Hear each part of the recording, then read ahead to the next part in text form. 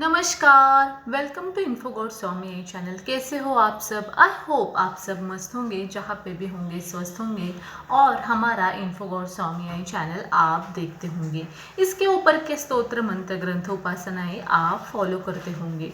जो लोग first time इन्फोगॉड Swami channel देख रहे हैं उन्हें मैं बताना चाहती हूँ कि इन्फोगॉड स्वामी ये एक स्पिरिचुअल चैनल है। इसके ऊपर हम हिंदू कल्चर के स्तोत्र मंत्र ग्रंथ उपासनाएं लेते हैं, स्पिरिचुअल प्लेसेस को विजिट करते हैं और स्पिरिचुअल हीलिंग में हम सीखते हैं।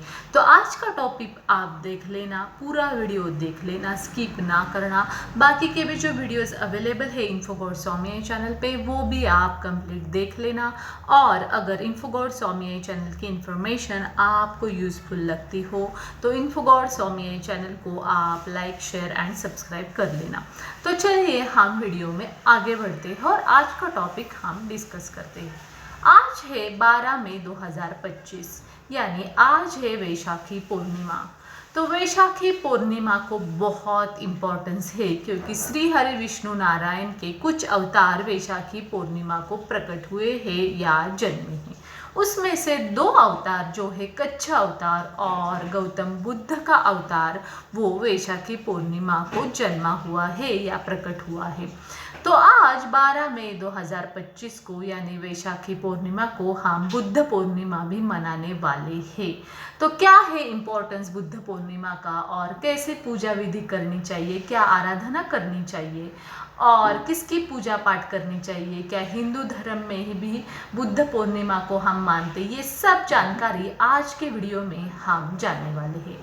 तो कहीं पे भी मत जाइएगा, पूरा वीडियो देखिएगा और अगर आपको इन्फॉर्मेशन पसंद आती है तो वीडियो को लाइक शेयर एंड सब्सक्राइब ज़रूर कर लेना। तो देखिए, श्री हरि विष्णु नारायण के पृथ्वी के ऊपर, धरती के ऊपर कुल मिला के 10 अवतार है। उसमें से 9 अवतार हो चुके हैं। उसमें से 9वां जो अवतार है बुद्ध अवतार, वो वैशाखी पूर्णिमा को तकरीबन 2500 साल पहले हो चुका था। और इसका जो उगम था या जन्म था बौद्ध का, वो नेपाल में हुआ था। तो नेपाली लोग जो है उनका मुख्य धर्म जो है वो बौद्ध धर्म मानते हैं, क्योंकि बौद्ध धर्म में थोड़े से संस्कार अलग है हिंदू धर्म से। तो नेपाली लोग बौद्ध धर्म के अनुयायी है और हिंदू धर्म से उन्होंने थोड़ा अलग किया हुआ है बौद्ध धर्म को। और बौद्ध का जो ज्ञान है, उनकी जो सीख है, उनकी जो उपदेश है, उसको मान के वो उनके बौद्ध धर्म का अनुयायी करते हैं या पालन करते हैं।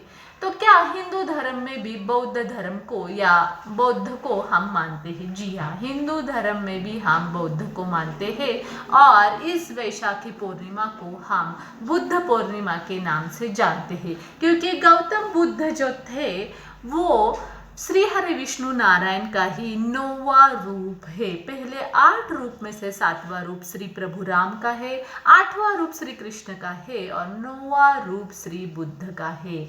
हालांकि बौद्ध की सीख थोड़ी सी हटके थी, थोड़ी आधुनिक थी, थोड़ी आगे विचार सरनी थी उनकी। हिंदू धर्म से थोड़े उन्होंने कुछ रीति रिवाज छोड़ दिए थे और नए रीति रिवाज उन्होंने स्थापन किए। इसलिए कुछ अनुयायी जो बौद्ध को फॉलो करते थे, गौतम बुद्ध के विचार फॉलो करते थे, उन्होंने हिंदू धर्म से इसे कंप्लीट डिफरेंट कर दिया और बौद्ध धर्म की स्थापना हो गई। तो इंडिया में भी कुछ हिंदू में से कुछ लोग बौद्ध में कन्वर्ट हो चुके हैं और बौद्ध अनुयायी कहलाते हैं। तो क्या आज हमें पूजा करनी चाहिए बुद्ध पूर्णिमा को? क्या स्नान करना चाहिए, दान करना चाहिए? तो ये सब हम जानते हैं। तो आज 12 मई वैशाखी पूर्णिमा है, जिसे हम बुद्ध पूर्णिमा कहते हैं। वैशाखा पूर्णिमा को हमें शिव की, विष्णु की, ब्रह्मा की आराधना करनी चाहिए, दान करना चाहिए। इससे श्री हरि विष्णु नारायण और शिव बहुत विशेष हमारे ऊपर कृपा कर देते हैं। चंद्रमा मजबूत हो जाता है अगर आज हम दान धर्म करेंगे या नदी में हम स्नान करेंगे, उपासना करेंगे, तो बहुत सारे पाप और समस्याएं हमारे जीवन की नष्ट हो जाएंगी। तो श्री हरि विष्णु नारायण ने कच्छ रूप भी आज ही वैशाखी पूर्णिमा को धारण किया था। इसलिए विष्णु की और माँ लक्ष्मी की हम साथ में उपासना कर सकते हैं। जो कच्छ प्रतीक है श्री हरि विष्णु का, उसको हमें पानी से या दूध से या पंचामृत से अभिषेक करके विष्णु के और महालक्ष्मी के मंत्रों का जाप करके उपासना करनी चाहिए। और हमें सूर्य को और चंद्रमा को अर्घ्य देना चाहिए। सूर्य के चंद्र के भी मंत्र जाप करने चाहिए। इससे सूर्य और चंद्र हमारे पत्रिका में से मजबूत हो जाता है। तो इसी दिन भगवान बुद्ध का भी जन्म हुआ। बुद्धत्व की प्राप्ति कर दी और निर्वाण भी उन्होंने प्राप्त किया। वैशाखी पूर्णिमा के दिन आराधना दान करने से हमें बहुत सारे समस्याओं से मुक्ति मिलती है। और गंगा में स्नान करने का जो दिन पवित्र रहता है वो भी आज वैशाखी पूर्णिमा माना जाता है। बुद्ध पूर्णिमा के दिन बौद्ध धर्मों के अनुसार जो बोधि अनुयायी है बौद्ध धर्म के, वो बोधि वृक्ष की पूजा करते हैं, बौद्ध के उपदेश सुनते हैं, उनका ज्ञान लेते हैं। और हिंदू धर्म के लोग भी गंगा में या नदी में स्नान करते हैं, विष्णु की लक्ष्मी की पूजा करते हैं और रात में चंद्रमा को अर्घ्य देते हैं।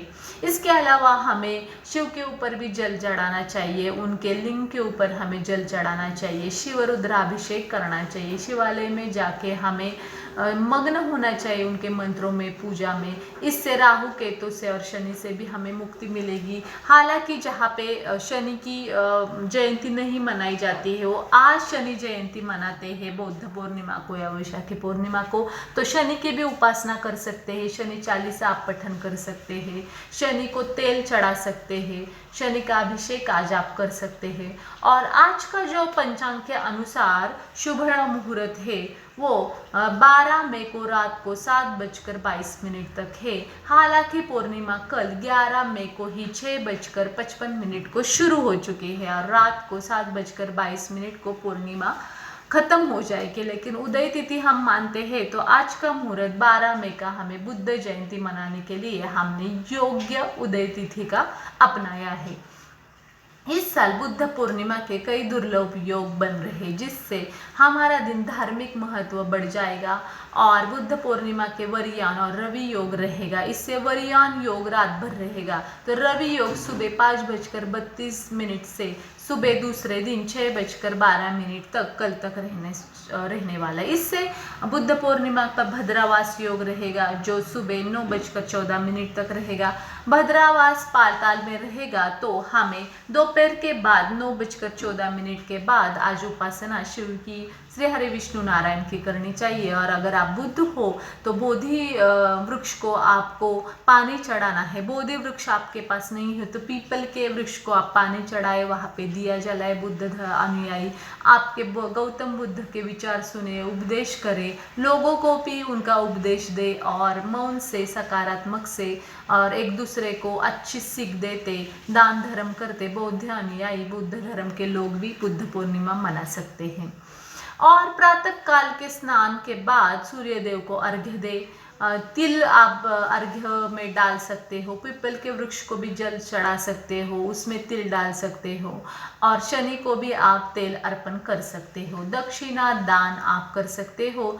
शनि के, श्री हरि विष्णु के और शिव के मंत्रों का जाप आप कर सकते हो। संकल्प लेके भी कोई भी आप उपासना कर सकते हो, शिव की, विष्णु की या गौतम बुद्ध की।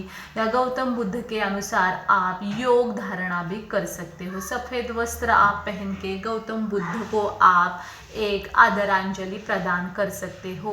और लोगों को कपड़ों का या अच्छे विचारों का या उनके जो ज़रूरत की चीज़ें हैं उसका दान करके आप लोगों का आत्मा शांत कर सकते हो। गौतम बुद्ध को शांति पसंद है, तो शांति का और सच्चाई के प्रचार प्रसार आज बुद्ध पूर्णिमा के दिन आप कर सकते हो।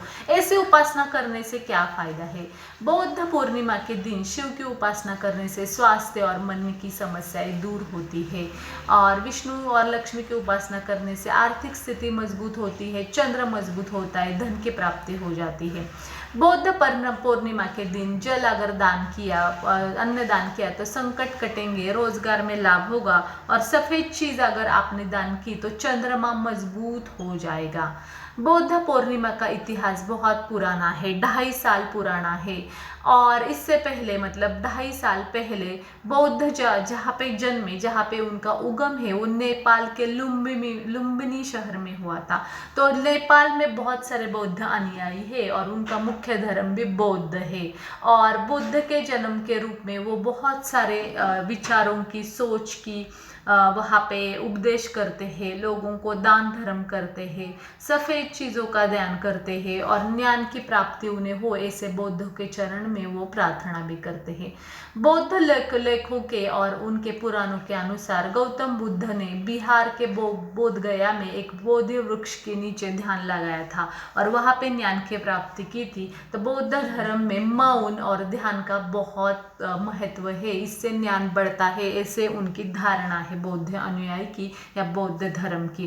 तो इस दिन किस मंत्रों का आपको जाप करना चाहिए? तो देखो, कुछ मंत्र मैं बता रही हूँ, उसमें से कोई भी मंत्र आपको ठीक लगे तो आप वैसे मंत्र जाप शांत जगह पे बैठ के, शिवालय पे बैठ के या घर में देवघर में बैठ के या शांत जगह पे बैठ के कर सकते हो। तो मंत्र क्या है? पहला मंत्र है ओम श्राम श्रीम श्रोम सहा चंद्रमसे नमः। मंत्र है ओम श्राम श्रीम श्रोम सहा चंद्रमसे नमः। दूसरा मंत्र है ओम सोम सोमाय नमः। दूसरा मंत्र है ओम सोम सोमाय नमः। तीसरा मंत्र है ओम ह्रीम श्रीम लक्ष्मी वासुदेवाय नमः। तीसरा मंत्र है ओम श्रीम ह्रीम श्रीम लक्ष्मी वासुदेवाय नमः। चौथा मंत्र है ओम नमः शिवाय नमः। चौथा मंत्र है ओम नमः शिवाय नमः।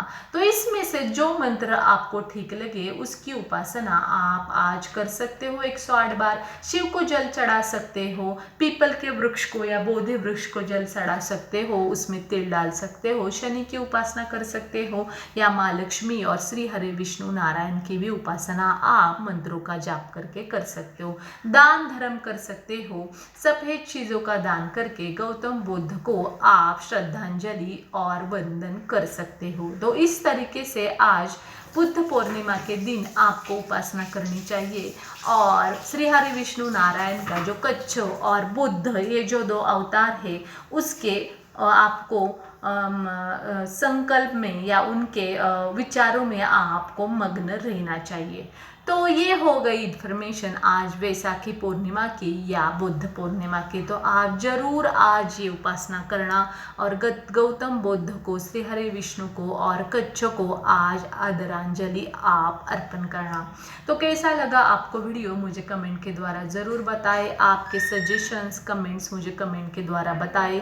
आपका चैनल हो और उसका प्रमोशन करना हो तो चैनल का नेम, चैनल की लिंक और चैनल का डिस्क्रिप्शन मुझे कमेंट के द्वारा भेजें और मैं आपके चैनल का प्रमोशन ज़रूर इन्फोगॉड स्वामी चैनल पे करूँगी। तो आज का कंटेंट हम ऐड करते हैं, हम मिलेंगे न्यू वीडियो में न्यू इन्फॉर्मेशन के साथ। तब तक stay tuned on Infogod Swami channel. Bye for now, bye bye, धन्यवाद।